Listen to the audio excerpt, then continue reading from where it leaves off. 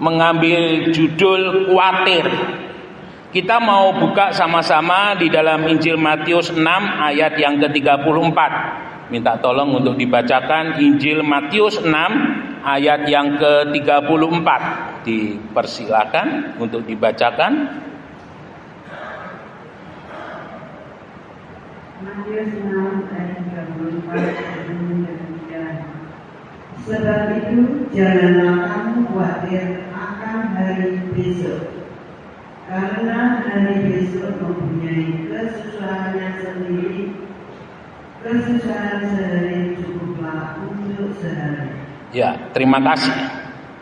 Bapak Ibu Saudara, khawatir menurut Alkitab adalah sebagai bentuk kecemasan, kegelisahan dan pikiran yang berkelebihan dan kurangnya kepercayaan kepada pemeliharaan Tuhan.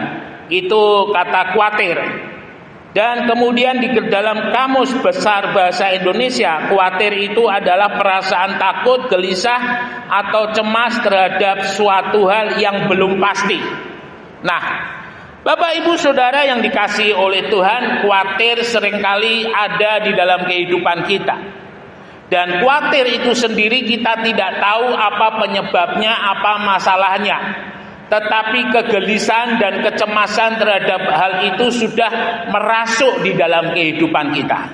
Nah, ini sesuatu hal yang dilematis kalau boleh saya katakan. Di sisi yang lain, Tuhan mengajarkan di dalam kehidupan kita untuk beriman, untuk percaya kepadanya. Tetapi di sisi yang lain, manusiawi kita tidak bisa melihat hal itu sebagai sebuah kebenaran, tidak bisa melihat hal itu sebagai suatu kepastian. Karena manusiawi kita seringkali membawa kita kepada kekhawatiran, kepada kegelisahan, kepada ketakutan.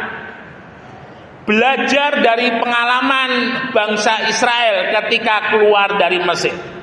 Kalau kita mau melihat bangsa Israel sebelum mereka keluar dari Mesir, Tuhan sudah memperkenalkan dirinya, Tuhan sudah menunjukkan dirinya, bagaimana Tuhan sebagai kepastian di dalam hidup ini.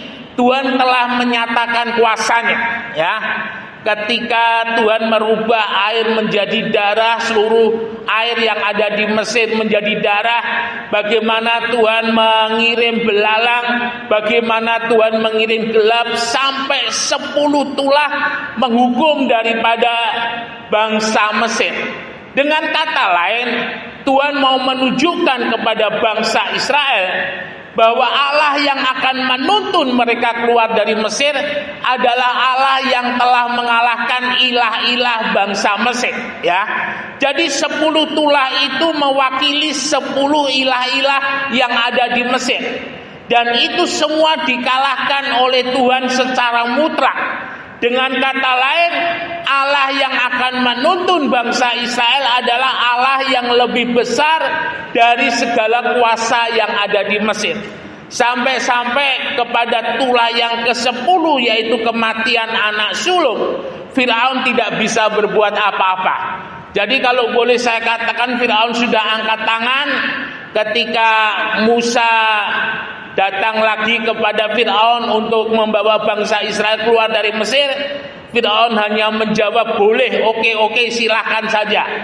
Nah, ini menunjukkan bagaimana kuasa Allah yang ada menyertai dalam kehidupan bangsa Israel adalah Allah yang hidup, Allah yang berkuasa, Allah yang lebih besar daripada kuasa yang ada di Mesir. Bapak Ibu Saudara yang dikasihi oleh Tuhan, ketika kita sejenak melihat daripada keberadaan bangsa Israel, ya. Bangsa Israel ini bangsa yang luar biasa. Ketika tahun 70 bangsa Israel dihancur luluh lantakan tembok Yerusalem oleh Jenderal Titus dan bangsa Israel tercerai-berai ke seluruh dunia. Baru kemudian tahun 1948 bangsa Israel kembali lagi ke Israel dan mendirikan bangsa Israel di tengah-tengah dunia yang ada pada saat itu. Kalau kita mau hitung antara tahun 70 sampai dengan tahun 48, ada sekian ratus tahun, ya. Ada sekian puluh tahun bangsa Israel entah kemana gerangan, ya. Kita tidak tahu dan tidak ada catatan yang menunjukkan keberadaan daripada bangsa Israel selain mereka tercerai-berai sampai akhirnya di tahun 40 ketika Hitler menguasai Jerman. Dengan Holocaustnya, banyak orang-orang Yahudi yang dibunuh atas perintah daripada Hitler. Baru kemudian tahun 48 mereka kembali ke Israel dan mendirikan bangsa Israel. Jelas ada tangan Tuhan yang menyertai bangsa Israel. Ratusan tahun bangsa Israel hilang dari sejarah. Ratusan tahun bangsa Israel jauh daripada kisah-kisah yang ada. Tetapi justru dengan tangan Tuhan tahun 48 bangsa Israel boleh lahir menjadi sebuah bangsa. Jika mungkin Bapak Ibu Saudara tanya, mengapa hari ini bangsa Israel tidak pernah berhenti berperang? Ketika bangsa Israel menggembara, tidak lagi berada di tanah perjanjian, kita harus tahu bahwa tanah perjanjian yang ada dikuasai baik itu oleh bangsa Yordania, oleh bangsa Suria, dan oleh bangsa-bangsa yang lain. Sehingga dengan kata lain tidak ada sedikit pun tanah milik daripada bangsa Israel yang dulu pernah didiami oleh bangsa Israel masih tersedia untuk bangsa Israel. Sehingga ketika mereka kembali ke Israel, mereka harus berperang untuk mendapatkan tanah-tanah tersebut. Bapak Ibu Saudara yang dikasihi oleh Tuhan, kalau kita mau belajar pengenalan daripada bangsa Israel kepada Tuhan, tidak selalu mulus, tidak selalu seperti yang kita bayangkan, tidak selalu seperti yang kita lihat. Tetapi itulah kenyataan. Saat bangsa Israel keluar dari Mesir, yang kita tahu bangsa Israel di dalam kegembiraannya selama kurang lebih 6 hari sampai mereka berada di depan Laut Merah, ya. Bangsa Israel ketika keluar dari Mesir sama sekali tidak ada beban, tidak ada ketakutan. Dan kita tidak tahu bagaimana sebenarnya kualitas hati daripada bangsa Israel ketika mereka meninggalkan Mesir. Dan di dalam bagian yang lain dikatakan semuanya itu Tuhan izinkan. Dengan kata lain untuk menguji apakah benar-benar bangsa Israel itu bebas, apakah benar-benar bangsa Israel itu mengasihi Tuhan, apakah bangsa Israel sungguh-sungguh hidup untuk Tuhan. Nah, Bapak Ibu Saudara, kita lihat hal yang pertama. Ketika bangsa Israel menghadapi Laut Teberau, tidak ada masalah, tidak ada persoalan, aman. Tetapi ketika mereka melihat ada bumbungan debu yang naik ke atas, mereka tahu bahwa orang Mesir mengejar. Nah, ketika di dalam situasi yang sulit, situasi yang sukar, ketika menghadapi masalah, ketika menghadapi persoalan, yang mereka katakan apa? Musa, bawa kami kembali ke Mesir. Ini adalah satu ungkapan khawatir, satu ungkapan yang menunjukkan bahwa mereka tidak mempercayai Allah yang menyertai di dalam kehidupan kita. Nah, ini yang sebenarnya tidak boleh terjadi dalam kehidupan orang percaya. Firman Tuhan tidak pernah mengajarkan jalan selalu rata, tetapi firman Tuhan juga mengajarkan bahwa di tengah-tengah masalah, di tengah-tengah persoalan, gadamu dan tongkatmu menyertai aku. Sekalipun aku dalam lembah kelam, aku tidak takut bahaya, sebab gadamu dan tongkatmu yang mengikuti aku. Ini adalah sebuah ungkapan yang dialami oleh Daud ketika dia menjadi orang yang mengikut Tuhan, menjadi orang yang menurut apa yang menjadi kehendak Tuhan. Sebab Daud menyatakan tidak selamanya jalan hidupnya ketika bersama-sama dengan Tuhan aman. Tetapi kadang Tuhan izinkan masalah, Tuhan izinkan persoalan, tetapi Tuhan tetap ada di dalam kehidupan daripada Daud. Bapak Ibu Saudara yang dikasihi oleh Tuhan, bangsa Israel setelah mereka menghadapi Laut Teberau dan Tuhan menyatakan kuasanya, mereka menghadapi masalah lagi. Ketika mereka lepas daripada Laut Teberau, 3 hari atau 4 hari kalau tidak salah, mereka kehabisan bekal. Kembali lagi mereka katakan, Musa, bawa kami kembali ke Mesir. Sampai lebih kurang sampai 10 kali ketika mereka akan masuk ke tanah perjanjian, mereka masih katakan, Musa, pimpin kami kembali ke Mesir. Bapak Ibu Saudara, yang ada di benaknya daripada bangsa Israel adalah terlalu suka, terlalu mencintai kehidupan yang lama, terlalu suka, terlalu mencintai dengan apa yang ada di Mesir. Sehingga kita ingat di dalam Kisah Rasul, di mana di sana Rasul Petrus ketika berkhotbah, lalu 3.000 orang yang percaya, mereka katakan, Rasul, sekarang apa yang harus kami lakukan? Rasul Petrus katakan, bertobat dan berikan dirimu dibaptis. Bapak Ibu Saudara yang dikasihi oleh Tuhan, yang dimaksud oleh Petrus adalah supaya orang-orang yang percaya, mereka tidak lagi terikat dengan kehidupan lama mereka, tetapi sekarang mereka ada di dalam kehidupan yang baru, kehidupan bersama-sama dengan Tuhan. Bertobat dan berikan dirimu dibaptis. Setiap kehidupan kita, jujur kalau boleh kita katakan, sampai hari ini pertobatan kita masih terus berlangsung. Tidak ada di dalam kehidupan kita yang sungguh-sungguh sudah mengalami yang namanya pertobatan. Tetapi pertobatan kita sampai dengan hari ini masih berlangsung. Ya, mengapa demikian? Karena kita harus sadar bahwa di dalam kehidupan kita, ketika kita dipanggil oleh Tuhan, tidak serta-merta seperti halnya bangsa Israel, kehidupan kita bisa sepenuh untuk Tuhan. Tetapi ada hal-hal yang masih perlu kita lepaskan, ada hal-hal yang perlu kita bereskan, ada hal-hal yang perlu kita buang semuanya. Dan itu dengan berjalannya waktu, dengan pekerjaan daripada Roh Kudus, hal-hal itu dilepaskan satu demi satu. Saya mempunyai dosen dulu, beliau pernah berkhotbah di Natal, namanya Om Yokalok, Yusak Kaleb Lukas, ya. Menarik karena beliau seringkali kalau mengajar selalu dapat bagian ini ya, bagian pertama. Jadi ketika beliau mengajar, setiap mahasiswa betul-betul menangis, betul-betul dibaharui di dalam kehidupannya. Dan saya mengalami, dan teman-teman hampir semuanya mengalami. Setiap kali beliau mengajar, tidak ada ketika selesai ngajar itu yang tertawa-tertawa, tetapi semua matanya sembab karena menangis. Nah, itu yang menarik. Bapak Ibu Saudara yang dikasihi oleh Tuhan, pertobatan menjadi sebuah awal yang penting di dalam kehidupan kita untuk mengalami Tuhan.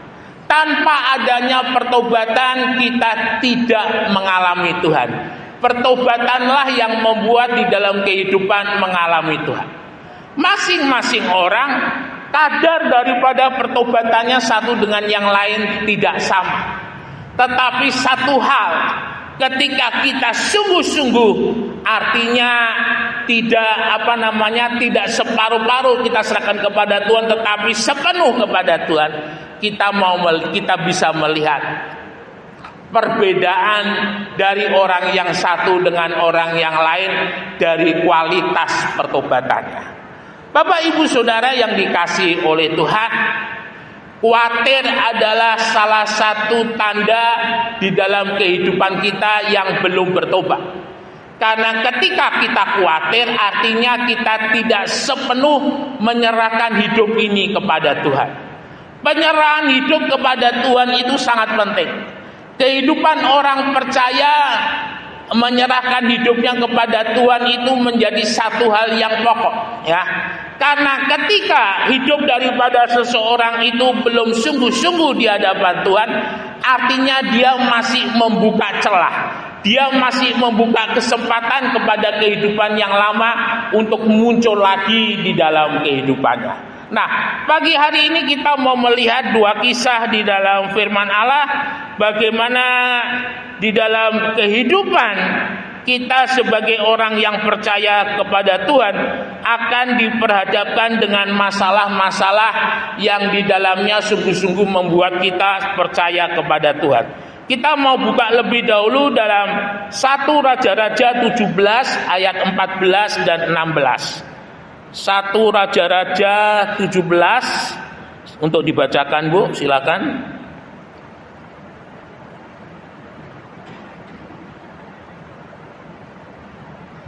Raja-Raja 17 ayat 14 sampai 16, Bu. 14 sampai 16. Sebab beginilah firman Tuhan Allah Israel. Tepung dalam tempayan itu tidak akan habis, dan minyak dalam buli-buli itu pun tidak akan berkurang sampai pada waktu Tuhan memberi hujan ke atas muka bumi. Lalu pergilah perempuan itu dan berbuat seperti yang dikatakan Elia. Maka perempuan itu dan dia serta anak perempuan itu mendapat makan beberapa waktu lamanya. Tepung dalam tempayan itu tidak habis, dan minyak dalam buli-buli itu tidak berkurang, seperti firman Tuhan yang diucapkannya dengan perantaraan Elia. Ya, terima kasih. Bapak Ibu Saudara yang dikasihi oleh Tuhan, dalam kisah janda di Sarfat kita melihat ada tempayan dan buli-buli. Kita harus tahu buli-buli itu tempatnya kecil, ya. Jadi buli-buli itu mungkin untuk tempat minyak wangi begitu, tidak banyak, mungkin hanya beberapa mili saja bisa diisi di dalam buli-buli. Tetapi tempayan itu besar. Jadi ini memberikan sebuah sebuah gambaran di dalam kehidupan kita. Ketika Tuhan menolong di dalam kehidupan kita, ada satu wadah yang besar yang harus kita dapatkan, satu wadah besar yang harus kita kumpulkan. Supaya apa? Supaya yang namanya tempayan itu boleh diisi penuh dengan minyak. Entah mungkin satu tempayan itu mungkin bisa berisi 20 buli-buli isinya, atau 30 atau 40. Tetapi itu yang terjadi dalam kehidupan janda yang ada di Sarfat.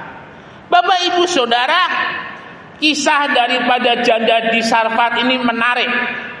Karena dari sekian janda yang ada di Israel pada waktu itu, tidak ada yang dipilih oleh Tuhan untuk dikunjungi oleh Elia. Justru Tuhan memerintahkan Elia untuk pergi ke Sarfat, wilayah daripada Sidon. Sidon itu adalah daerah ya sekitar dekat dengan Libanon. Dan Tuhan memerintahkan Elia untuk pergi ke sana. Bapak Ibu Saudara yang dikasihi oleh Tuhan, kita tidak tahu orang janda yang ada di Sarfat itu kondisinya seperti apa. Tetapi Tuhan hanya katakan kepada Elia, kamu pergi, nanti ada orang yang ketemu kamu di pintu gerbang, dan itulah orangnya. Tuhan memerintahkan Elia hanya seperti itu. Dan Elia bertemu, dan perempuan itu betul-betul janda, dan dia mempunyai satu orang anak. Dengan kata lain, Tuhan tidak salah alamat mengutus Elia. Artinya kepada orang yang tepat, kepada orang yang membutuhkan, kepada orang yang mempunyai hati, kepada orang yang dikasihi oleh Tuhan, kepadanyalah Tuhan mengutus daripada Elia.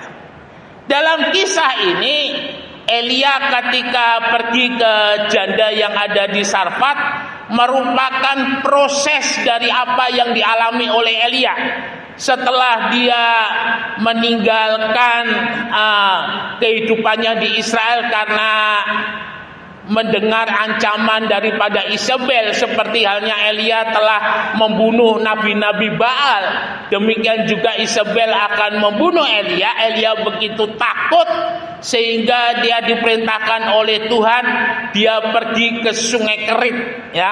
Jadi di Sungai Kerit itu Elia mengalami pemulihan. Dia tidak bekerja, hanya menunggu setiap hari Tuhan kirim burung gagak. Burung itu membawa setiap hari roti makanan untuk Elia, dan itu yang menjadi makan daripada Elia, dan air Sungai Kerit yang menjadi kebutuhan air daripada Elia. Ketika Sungai Kerit menjadi kering, Tuhan memerintahkan kepada Elia untuk pergi ke Sarfat. Bapak Ibu Saudara yang dikasihi oleh Tuhan, kita lihat Tuhan perintahkan Elia berjalan dari Sungai Kerit ke Sarfat, tidak dengan tangan hampa, tidak dengan tangan kosong. Tuhan sudah menyiapkan makanan yang ada di Sarfat.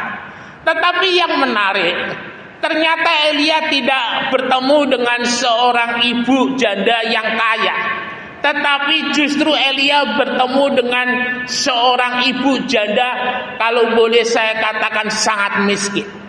Karena hari itu ibu itu hanya punya tepung sedikit dan minyak sedikit, dan dia katakan minyak sedikit, tepung sedikit itu akan saya olah menjadi sebuah roti dan kami makan lalu mati.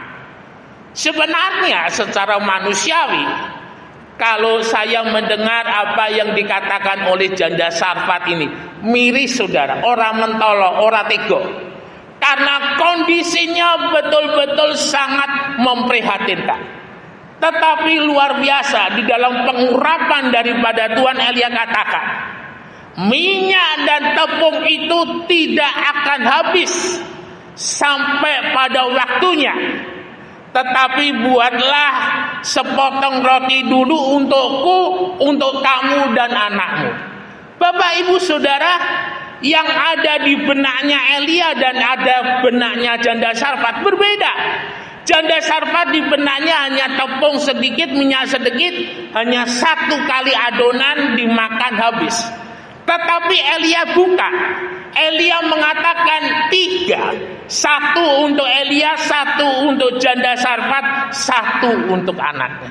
Artinya ada 3 kali pelipat gandaan yang akan Tuhan kerjakan atas kehidupan daripada janda di Sarfat.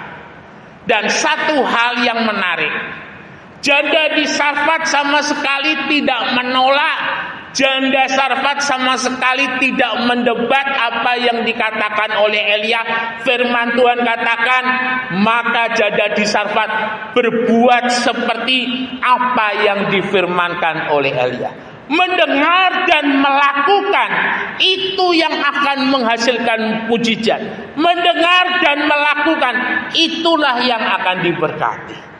Bapak Ibu Saudara yang dikasihi oleh Tuhan, dan akhirnya janda di Sarfat ini membuat minyak yang sedikit dan tepung sedikit itu menjadi adonan, dan adonan yang pertama diberikan kepada Elia. Saya hanya secara manusiawi mencoba membayangkan, setelah tepung dan minyaknya dibuat adonan pertama dan diberikan kepada Elia, janda ini kembali lagi ke dapur. Ya, secara manusiawi minyak dan tepung itu sudah dibuat, artinya sudah tidak ada lagi. Nah, disinilah letak daripada iman janda yang ada di Sarfat. Mungkin dengan sedikit berdebar-debar begitu, janda di Sarfat ini mulai kembali ke dapur. Dia mulai melihat apakah minyaknya itu masih ada, apakah tepungnya itu masih ada. Tetapi janda di Sarfat ini kembali dengan iman seperti yang dikatakan oleh Elia. Dia kembali ke dapur dan mendapati minyak dan tepung itu masih ada. Dia buat lagi untuk dirinya, lalu habis, lalu kemudian dia balik lagi, dan minyak dan tepung itu juga masih ada untuk anaknya. Dan itu terus berlangsung. Dari yang sebenarnya hanya 1 hari habis, sekarang menjadi 3 tahun sampai kekeringan yang ada di Israel dan Sarfat itu habis. Ya, luar biasa. Dari 1 sampai dengan kurang lebih 1000 hari tepung dan minyak itu terus ada. Oleh karena iman janda di Sarfat ini terpelihara, oleh karena iman Elia juga terpelihara. Bapak Ibu Saudara yang dikasihi oleh Tuhan, masa-masa yang ada seperti sekarang, jujur kalau boleh saya katakan, seringkali hati kita dihinggapi dengan khawatir. Bagaimana dengan usaha saya besok? Bagaimana dengan ekonomi besok? Ya, karena kita lihat dari pemberitaan yang ada terlalu banyak masyarakat, ya, mereka mulai meragukan, dengan kata lain meragukan kemampuan daripada presiden kita, dan mereka katakan lebih baik presiden kita nggak usah terlalu banyak pidato ya, karena kalau banyak pidato tambah bikin bingung orang. Nah, itu yang terjadi. Bapak Ibu Saudara yang dikasihi oleh Tuhan, hidup kita ini adalah hidup yang ada di tangannya Tuhan, bukan di tangannya siapapun. Hidup dan mati kita itu ada di dalam tangannya Tuhan. Apapun yang terjadi di dalam kehidupan kita, kalau Tuhan tidak menghendaki, kalau Tuhan tidak mengizinkan, itu tidak akan terjadi. Saya selalu ingat pengalaman ketika di Ternate tahun 93 kalau tidak salah, atau 94, KKN yang terakhir saya berada di Ternate, dan waktu itu ada kesaksian seorang ibu yang melayani di suku Tuguti, suku asli daripada penduduk yang ada di Halmahera. Nah, beliau bersaksi bagaimana pada satu kesempatan tidak ada makanan sama sekali dan anaknya mulai merengek meminta makan. Bapak Ibu Saudara yang dikasihi oleh Tuhan, yang dilakukan oleh ibu ini adalah berkata, kita berdoa nak, kita minta sama Tuhan. Sebenarnya kata-kata ini kalau boleh saya katakan hanya pengalian, tetapi pada saat itu juga ada iman di dalam hati ibu ini. Dan ketika ibu ini berdoa, tiba-tiba di atas rumahnya, karena rumah yang ada di Ternate itu kalau saya lihat sebagian besar itu atapnya itu dari seng, ya. Tiba-tiba mendengar suara yang keras di atas atapnya, lalu kemudian ibu ini melihat, dan ternyata di sana ada seekor ikan yang dijatuhkan oleh burung dari atas, dan ikan itu hari itu menjadi menu yang luar biasa. Bapak Ibu Saudara yang dikasihi oleh Tuhan, kadang di dunia modern seperti sekarang ini, hal-hal yang ajaib, hal-hal yang sifatnya mujizat, seringkali kita tidak lagi terlalu memperhatikan. Tetapi tidak ada salahnya kesempatan pagi hari ini seperti yang dialami oleh janda yang ada di Sarfat. Firman Tuhan mengajarkan di dalam kehidupan kita, mujizat Tuhan masih berlangsung, mujizat Tuhan masih ada, ya. Jadi artinya tidak ada yang bisa menghentikan mujizat Tuhan itu untuk terjadi di dalam kehidupan kita. Ketika kita sungguh-sungguh percaya, ketika kita sungguh-sungguh merindu melihat Tuhan bekerja atas kehidupan kita, maka hal itulah yang akan terjadi. Kemudian kita mau melihat yang kedua, yaitu mengenai janda Nabi. Dibacakan Bu di dalam 2 Raja-Raja pasal yang keempat ayat yang pertama.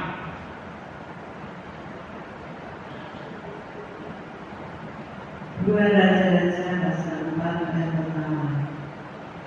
Salah seorang dari istri-istri para nabi mengadukan halnya kepada Elisa sambil berseru, hambamu suamiku sudah mati, dan engkau ini tahu bahwa hambamu itu takut akan Tuhan.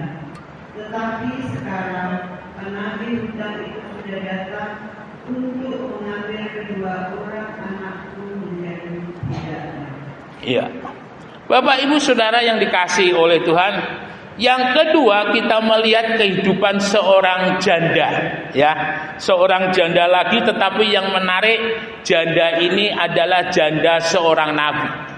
Jadi pada zaman Elia itu memang ada sekolah nabi, dan salah satu muridnya itu adalah suami daripada janda ini. Nah, di sini kita melihat bahwa janda ini sedang mengalami persoalan yang klasik. Dalam arti sejak zaman daripada Elia ini sampai dengan hari ini, kisah ini menjadi kisah yang ulang kali kita dengar. Bagaimana dalam kisah ini setelah suaminya meninggal, janda ini terlibat dengan hutang, ya. Dan rupanya pada saat itu sudah biasa orang yang sudah terlilit dengan hutang dan tidak bisa membayar, anaknya menjadi salah satu jaminan daripada hutang yang diberikan. Nah, Bapak Ibu Saudara yang dikasihi oleh Tuhan, di mana janda ini datang kepada Elisa. Kita melihat di sini ada satu keyakinan daripada janda Nabi, bagaimana dulu suaminya diberkati oleh karena menjadi bagian daripada Elisa, dan dia percaya berkat itu masih ada, ya. Dan janda ini berkata kepada Elisa bahwa semua hartanya sudah habis oleh karena kebutuhan yang harus dia cukupi. Dan janda ini mengatakan, saya sudah nggak punya apa-apa. Saya hanya punya buli-buli yang berisi dengan minyak. Bapak Ibu Saudara, seperti tadi di atas, seperti yang dialami oleh janda di Sarfat, buli-buli itu kecil, ya. Jadi artinya sesuatu hal yang impossible, sesuatu hal yang sangat-sangat tidak mungkin, dengan minyak yang sedikit itu janda ini mampu membayar semua hutangnya.